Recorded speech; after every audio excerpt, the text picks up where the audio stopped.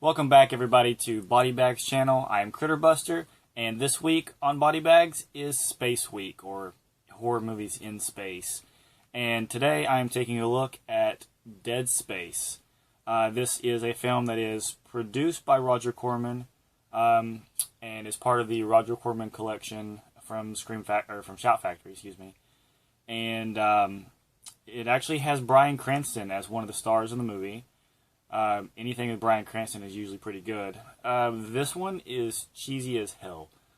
It's about a commander of a spaceship. I'm guessing it's like his own personal spaceship, and he follows a rescue signal to like this old facility, medical lab or research lab or something like that, where a bunch of scientists are working on some experimental problems and stuff.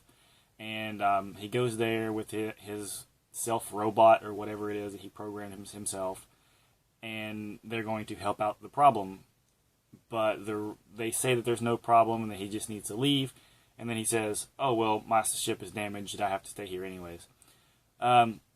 So he tries to make good with the people of the research lab. Of course, there's always that one lady that somebody falls with. And, of course, same thing happens here. One of the nurses falls for him, so he gets close with her, and they discover that there is some type of experiment going on with this. I don't even know what it is. Some type of like virus or whatever, and the virus turns in and mutates to this monster-looking thing, and the monster actually grows in size, and I can't explain what the monster actually looks like. It's this weird, like, giant centipede dragon thing. I don't know. It's weird. It's real long. It's got kind of like a dragon head, but it has, like, spider-type arms, like, and a really long, like, centipede body. It's real strange. I don't know what it's actually made after. It's, like, several species things mixed together. But I guess it is considered a mutation, of course. So, but anyways, the creature grows in size from each time it tries to kill someone. The next time you see it, it's bigger and bigger and bigger. And they, pretty much this commander and members of the research lab, for moments in the movies, they try to hide from the creature to figure out what it is, how to get away from it. And then the other half is them trying to actually find a way to kill it and get rid of it completely for good. One of the doctors actually has a rare disease, and he thinks that his blood will be able to stop the creature. So he pretty much risks his life to try to kill the creature and all this. And the three main characters of the show, or of the movie, have to take blood from him and go and try to tranquilize the creature. The effects, like, you hardly see half the creature. You only see it from like the waist up, because it is such a cheaply made thing. I mean, it's only done with, like, you can see, like,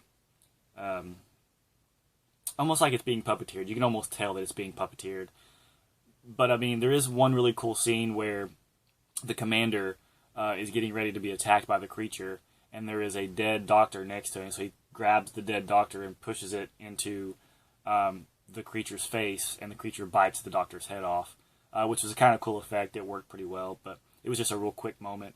Everything else is pretty much just the creature from the waist up. That's all you see. And from time to time, you'll see it kind of like run into things, but nothing to the extreme. It's very cheap. I mean, it is Roger Corman, so it's a really low-budget movie. And it says on here that it's a remake of Forbidden World. I've never seen Forbidden World, but it's got to be better than this one. I mean, this movie just seems like it was done and rushed within like 2 or 3 weeks probably. But if you're into like sci-fi, space horror stuff, then check it out, because it does have some good moments. The creature is cool looking, even though that it could be a lot better. It just seems like it was rushed so much that they didn't have time to make it the way they wanted it to. That's the only problem I had with it, is just everything just seemed like there was no care behind it. Everything felt like they're only doing it just to make the dollar from it, and a lot of Roger Corman stuff does feel like that. But you find a lot of cool stuff with Roger Corman collection, and This comes on a double feature, so if you ever want to pick it up, it is worth it to give it at least a watch. It's a really short movie. It's only like 110 minutes long or something, or 110 minutes, an hour and 10 minutes long.